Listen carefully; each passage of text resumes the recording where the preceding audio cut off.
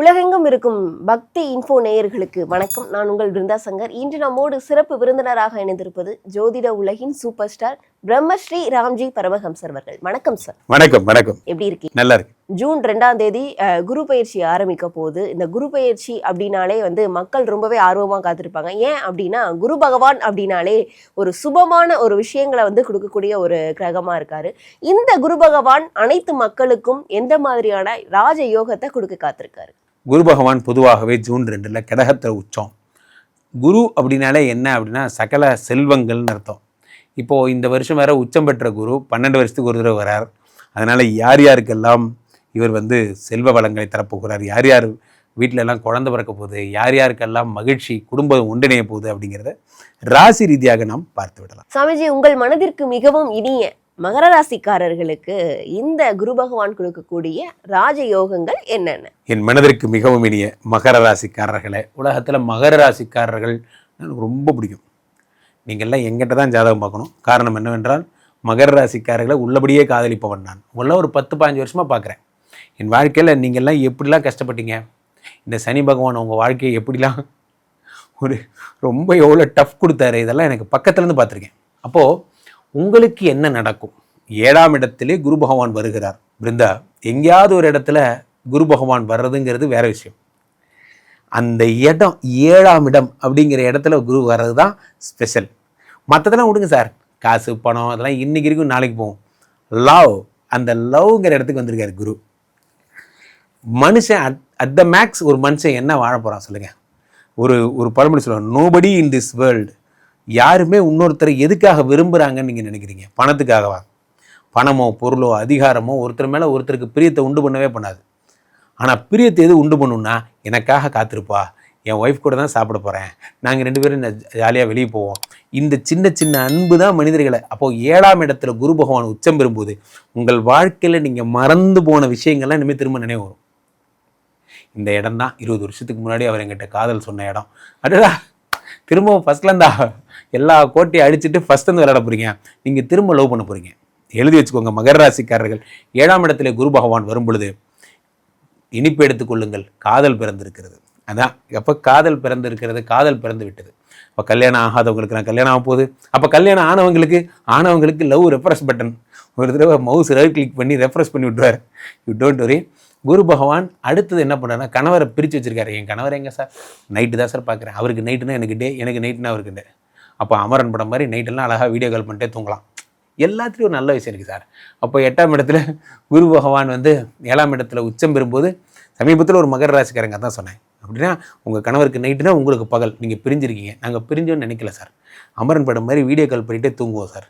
சூப்பரா, முரட்டுத்தனமாக லவ் பண்ணுறீங்க. இப்போ 7ஆம் இடத்துல குரு பகவான் உச்சம் பெறும்போது உச்சம் பெற்ற குரு பகவான் 5ஆம் பார்வையாக 11ஐ பார்க்கிறார். உங்கள் வாழ்க்கையில் இது வரைக்கும் நான் நிறைய மிஸ் பண்ணேன். நான் சேவிங்ஸ் பண்ணவே இல்லை, நான் லைஃப்பை நான் வேஸ்ட் பண்ணிட்டேன். என் தப்பு தான், எல்லாம் என் தப்பு தான். எப்போ நீங்கள் அக்செப்ட் பண்ணிக்க ஆரம்பிக்கிறீங்களோ அன்றிலிருந்து உங்கள் வாழ்க்கையின் முன்னேற்றம் தொடங்குகிறது. இப்போலேருந்து நீங்கள் முன்னேற போகிறீங்க. மகர ராசிக்காரர்கள் இனிமேல் சேவிங்ஸ் பண்ணுவீங்க. அடுத்ததாக மகர ராசிக்காரர்கள் 3ஆம் இடத்தை குரு பகவான் பார்க்கிறார். திருமண யோகம், அதே மாதிரி வெளிநாட்டு யோகம், இதெல்லாம் தாண்டி சகோதர பாவத்தை குரு பார்ப்பதால் உங்களுக்கு சகோதரர்களால் கிடைக்கக்கூடிய நன்மைகள்லாம் கிடைக்கும். மகர ராசிக்காரர்கள் சிரிச்சுட்டே இருக்க போறீங்க. இந்த வருடமே ஒரு ஃபேமிலி வருடம். மகர ராசிக்காரர்கள் சொத்துக்கள் வாங்கக்கூடிய பிராப்தம் இருக்குதா? 200% சொத்துக்கும் இந்த வருஷம் மகர ராசிக்காரங்களுக்கு பெரிய பெரிய வேலையெல்லாம் நீங்கள் எதுவும் சொல்லாதீங்க. பிஸ்னஸ் நல்லாயிருக்கும், சேவிங்ஸ் நல்லா பண்ணுவோம், மீதி நேரம்லாம் ஹஸ்பண்ட் ஒய்ஃபோட ஜாலியாக இன்னும் சுற்றுலா போவோம். வேறு எதுவும் நீங்கள் கேட்கக்கூடாது. ஸோ அதனால் நோ மோர் நத்திங் பிளெஸ்ஸிங். ஒரே ஒரு பிளெஸ்ஸிங் தான், ஃபேமிலியில் எதெல்லாம் டிஸ்டன்ஸாக இருந்ததோ அதெல்லாம் சேர்த்து வச்சு ஃபேமிலியை சரி பண்ணி கொடுத்துட்டு போயிடுவார். கண்டிப்பாக மகர ராசிக்காரர்கள் கடல் கடந்த தொழில் பண்ணுறது, கடல் கடந்து போய் வேலை பார்க்குறது, இப்போ குழந்தைகளுடைய படிப்பை மேற்கொள்ளுது, அதெல்லாம் சிறப்பாக இருக்கும். 200%. ஏன்னா 7ஆம் இடத்துல குரு வர்றதே ஃபாரின் கூட்டு போகிறதுக்கு தான். அப்போது பெரும்பாலும் சந்திரனுடைய இடம் என்பதால் குளிர் பிரதேசங்கள் போவது சிறப்பு. மகர ராசிக்காரர்கள் வெளிநாடுகளுக்கு போவீங்க, ரொம்ப நல்லா இருப்பீங்க.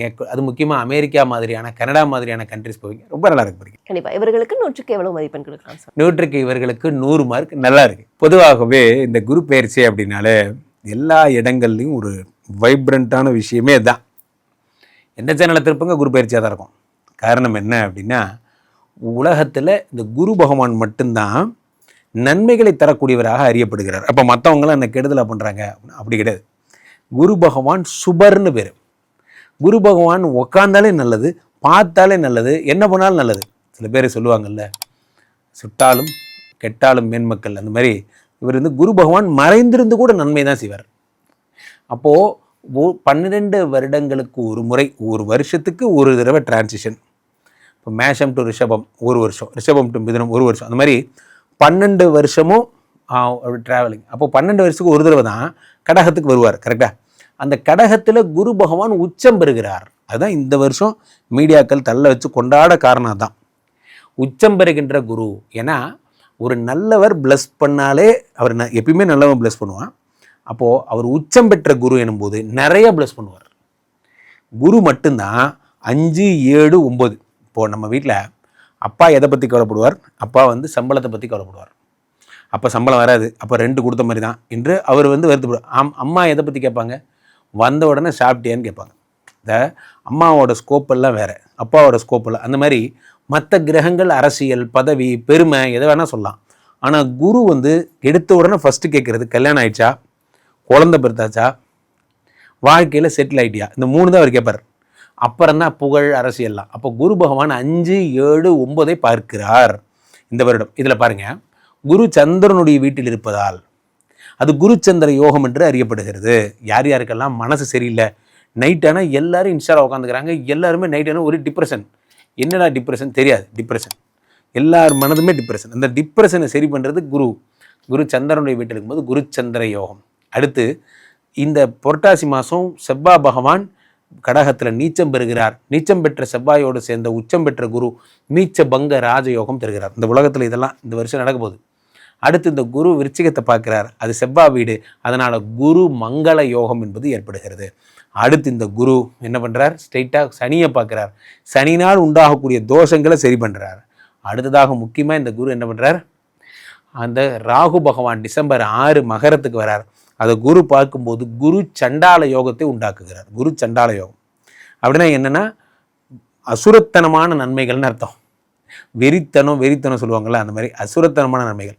இப்போது இந்த குரு சண்டால யோகம் நடக்கின்ற இந்த நேரம் சிம்மத்தில் இருக்கின்ற கேது மேலே போய் கடகத்தில் குருவோட சேர்ந்துறார். இது பேர் கோடீஸ்வர யோகம், குரு கேது சம்பந்தம். ஆக இந்த வருடம் நீச்சபங்க ராஜயோகம், குரு சந்திர யோகம், குருமங்கள யோகம், குரு சண்டால யோகம், கோடீஸ்வர யோகம், இது எல்லாத்தையோட போனஸாக குரு சனியை பார்த்துறார். இவ்வளவும் தரப்போகிறார். எல்லாம் ரைட்டு தான். அப்பா ஏசி போட்டாச்சு, லைட்டு போட்டாச்சு, சோபா போட்டு உட்கார வச்சாச்சு, புக்கு வாங்கி கையில் கொடுத்தாச்சு. நம்ம என்ன செய்யணும்? நம்ம தான் படிக்கணும். எல்லாமே கொடுத்துட்டாங்க. அந்த மாதிரி குரு பகவான் எல்லா விதமான நன்மைகளையும் தந்து விட்டார்.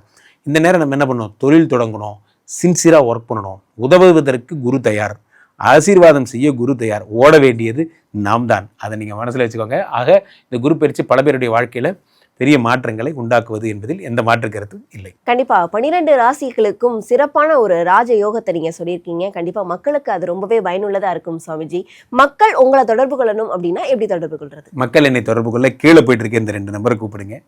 உங்களுடைய சொந்த ஜாதகத்தை பார்த்து கொள்ளுங்கள். உலக புகழ் வாய்ந்த நமது விஸ்வரூப விஷ்ணுமாயா எழுந்தருளி இருக்கக்கூடிய புனிதமான இந்த ஸ்ரீமடத்தில் தினசரி நடக்கின்ற விஷ்ணுமாயா ஹோமங்களில் கலந்து கொள்ளுங்கள். ஒரு தடவை ஸ்ரீமடம் வந்துட்டிங்கன்னா உங்கள் லைஃபே மாறும். ஆசையுடன் காத்திருக்கிறோம். நேரில் வாருங்கள், சந்திப்போம்.